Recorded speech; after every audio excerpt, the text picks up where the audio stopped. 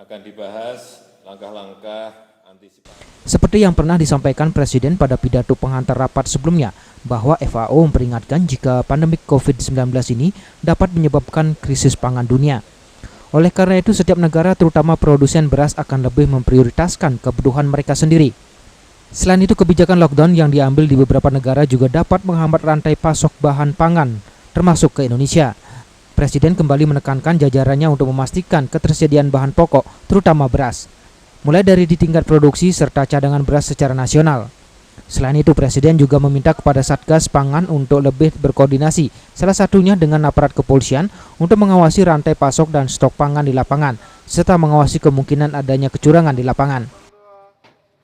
Pastikan ketersediaan bahan pokok. Hitung yang betul berapa produksi beras kita. Kemudian perkiraan produksi beras pada saat masuk ke musim kemarau. Juga cadangan beras nasional kita cukup untuk berapa lama, betul-betul harus dihitung. Jangan overestimate, tolong dikalkulasi yang cermat, dihitung yang detail. Pastikan dalam supply chain petani mendapatkan perlindungan yang baik, hindari praktek-praktek yang tidak sehat dengan menerapkan prinsip tata kelola yang baik. Kemudian saya juga minta Satgas Pangan berkoordinasi dengan kepolisian untuk mengawasi rantai pasok dan stok pangan. Selain itu, Presiden juga mengajak jajarannya di tengah situasi pandemi COVID-19 serta jelang Lebaran untuk tetap menjaga dan memantau harga kebutuhan pokok agar tetap terjangkau bagi masyarakat. Sebab dari laporan yang diterima Presiden terdapat beberapa kebutuhan pokok belum mengalami penurunan harga dan bahkan ada yang mengalami kenaikan. Ini yang masih naik beras, mulai naik sedikit. Harga gula tidak bergerak sama sekali, justru naik menjadi 19.000.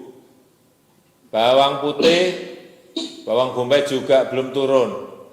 Saya nggak tahu, ini dari Kementerian Perdagangan apakah sudah melihat lapangannya bahwa ini belum bergerak. Saya juga melihat di lapangan ini harga gabah keringnya turun 5%. Tetapi harga berasnya naik 0,4%. Ini ada apa? Tolong dilihat betul lapangannya. Lapangannya dicek betul. Ini pasti ada masalah. Kalau harga gabah kering giling turun, mestinya harga berasnya juga ikut turun. Ini petaninya nggak dapat untung, harga berasnya naik, masyarakat dirugikan. Ini yang untung siapa? Dicari. Lebih lanjut dari hasil laporan di lapangan, di minggu kedua di bulan April, terdapat beberapa kebutuhan pokok mengalami kenaikan seperti daging sapi, cabai rawit dan cabai merah, bawang serta gula. Sedangkan harga bahan pokok yang turun hanya daging ayam. Tim Liputan melaporkan.